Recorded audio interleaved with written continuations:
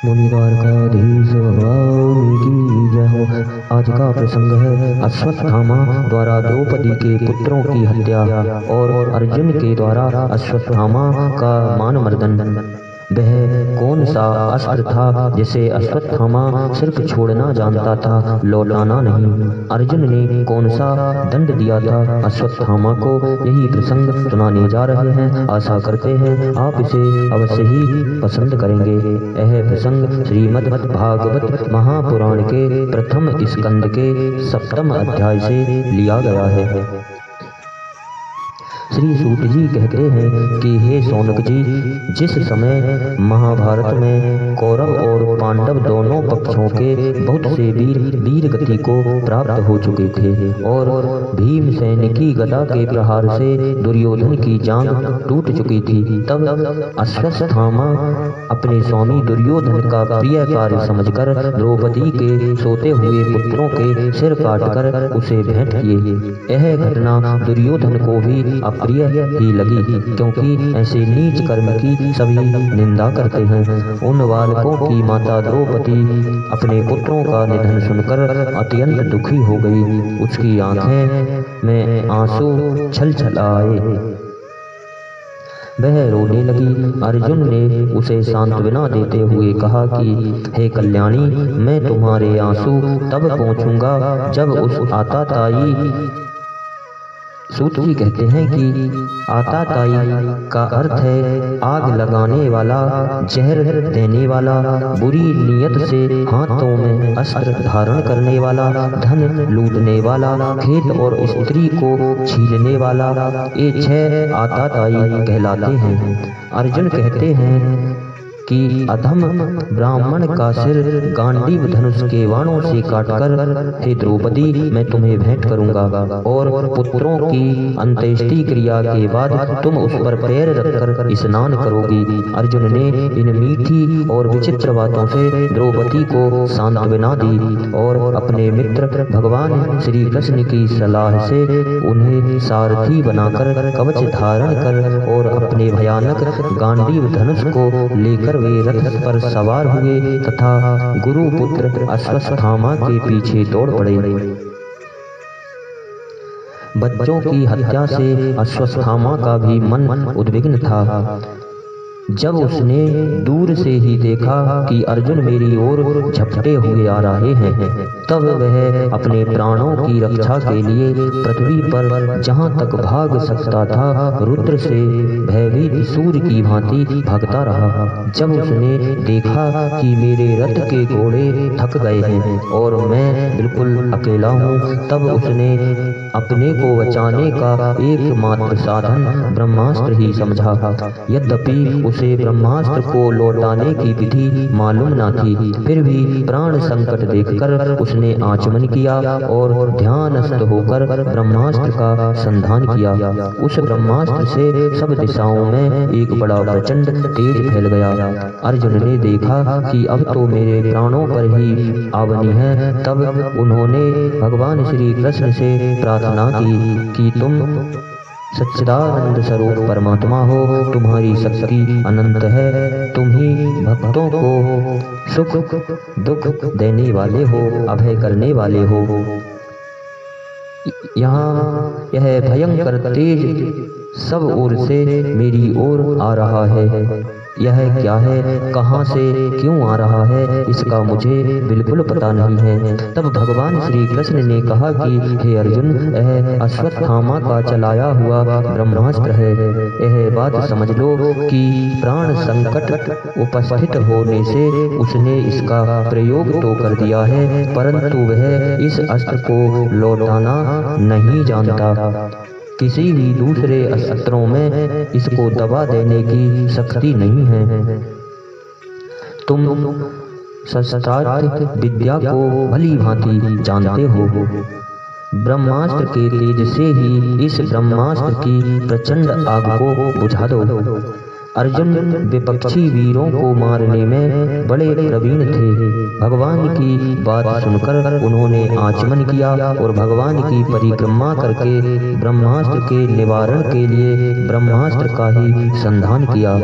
बाणों से उन दोनों ब्रह्मास्त्रों के तेज प्रलयकालीन सूर्य एवं अग्नि के समान आपस में टकराकर सारे आकाश और दिशाओं में फैल गए और बढ़ने लगे। तीनों लोगों को जलाने वाली उन दोनों अस्त्रों की बढ़ी हुई लपटों से प्रजा जलने लगी और उसे देखकर सबने यही समझा कि यह प्रलय काल की सांबदर्ग अग्नि है।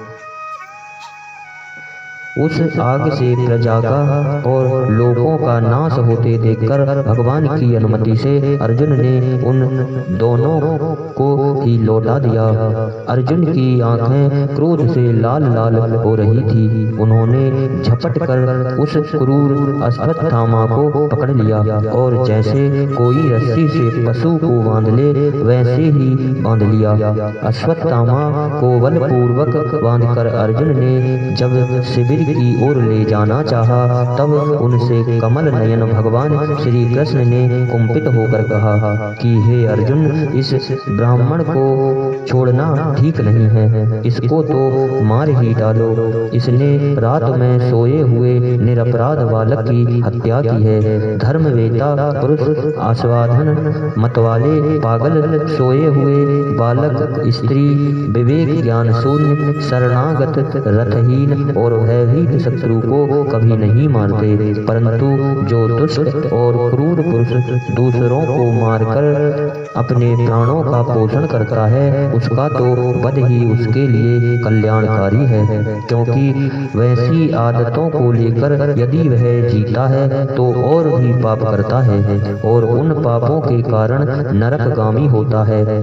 फिर मेरे सामने ही तुमने द्रौपदी से प्रतिज्ञा की थी कि जिसने तुम्हारे पुत्रों का वध किया है उसका सिर मैं उतार लाऊंगा।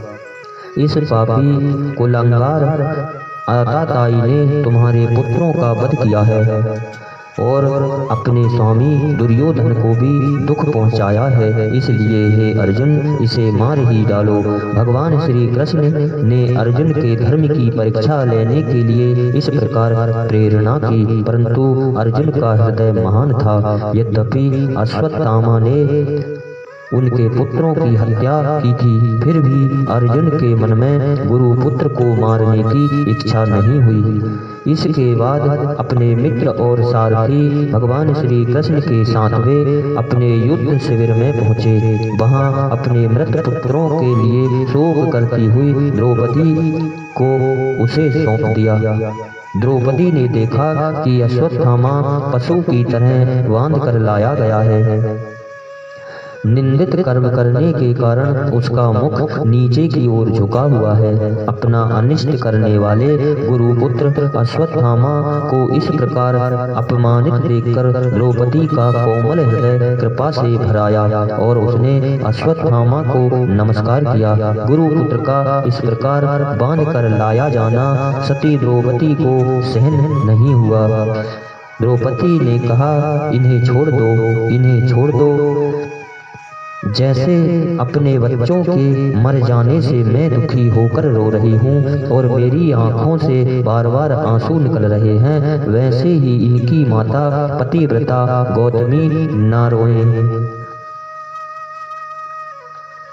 श्री सूत जी कहते हैं कि हे ऋषियों, द्रौपदी की बात धर्म और न्याय के अनुकूल थी। उससे द्रौपदी की उन बातों में कपट नहीं था, करुणा और ममता थी। अतएव राजा युधिष्ठिर ने रानी के इन हित भरे श्रेष्ठ वचनों का अभिनंदन किया। साथ ही नकुल, सहदेव, सात्विकी, अर्जुन, स्वयं भगवान श्री कृष्ण और वहां पर उपस्थित सभी नर नारियों ने द्रौपदी की बात का समर्थन किया।